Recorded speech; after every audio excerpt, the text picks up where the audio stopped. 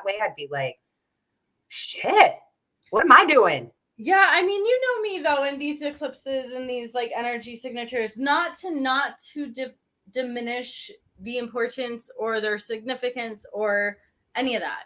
However, kind of like what we were talking about earlier before we got on and started, like, you know, you are the power.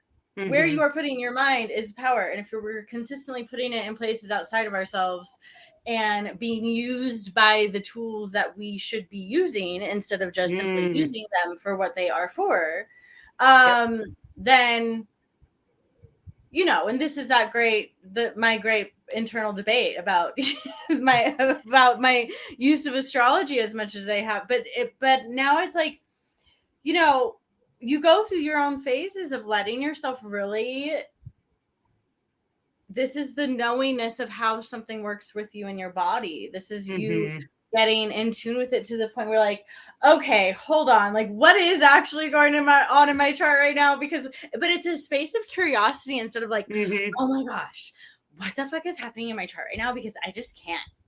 I've been that person.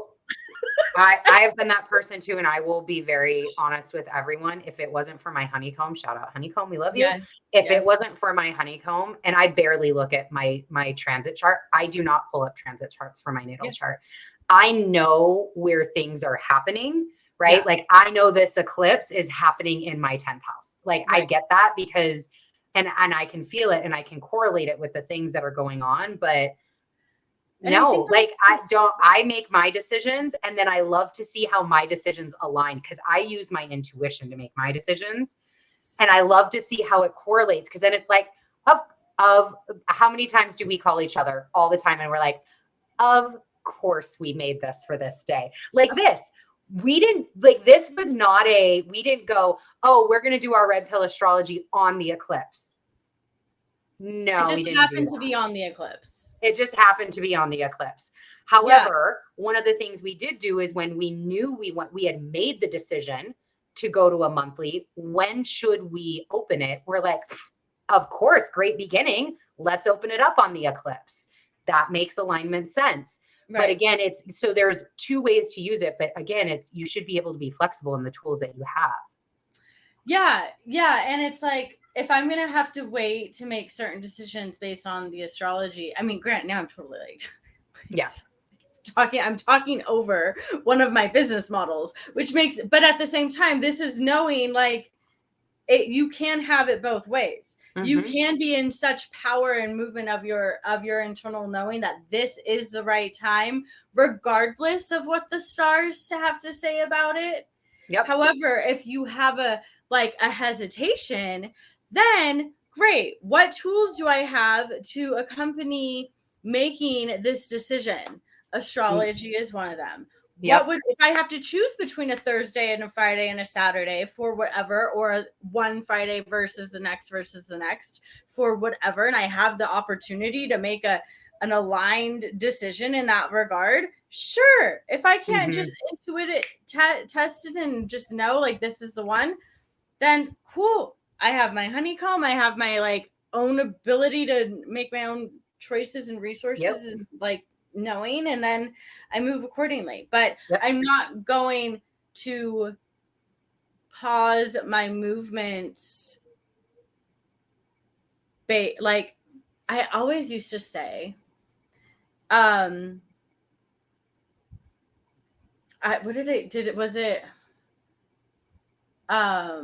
money doesn't move me, but wait, what did I say? But it makes me move. Apparently that person knows. They knew. They're like, yeah, got you. Got you, sis. And it's like, it's that like type of a similar energy, but for a different context. Like, it's the moving's happening regardless, but what is it to, you know, align time? Anyway, I feel like I don't even know if I said anything right there. Well, I think this really goes back to our point that we made at the very, very beginning of this.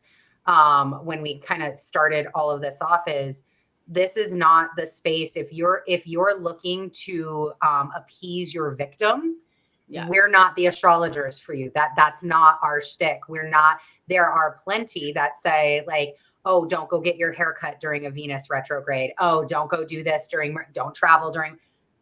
No, live and be free. Enjoy your life. You have to live your life.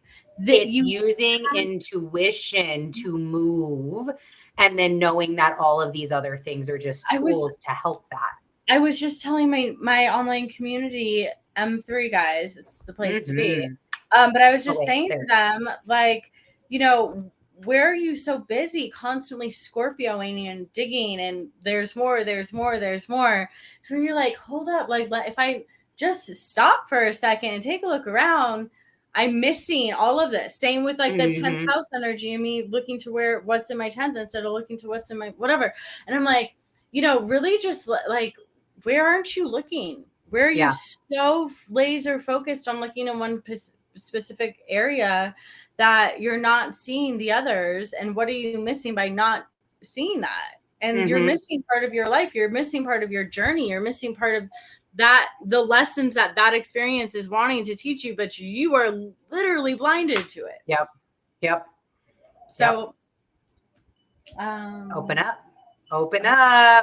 Winds of change over there. Right. Facts. Look, Oya is here and present. We are, especially on this eclipse, making those changes happen. And I think because we are getting close to time.